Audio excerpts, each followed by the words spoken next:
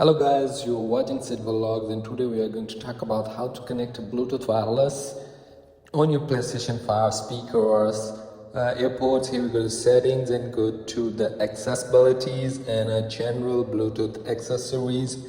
Here you have already DualSense wireless controller connected, and the second Alto BT or BT speakers or headphones or a headset. So you just connect your headset with your car, with your headphones or AirPods. You just connect here. A Bluetooth, any Bluetooth wireless speaker or a car speaker or a AirPods, you just connect it. And turn off accessories from here, advanced setting, turn off Bluetooth or something. So that's how you can do it. And I hope so you found my video helpful for you. See ya for the next one.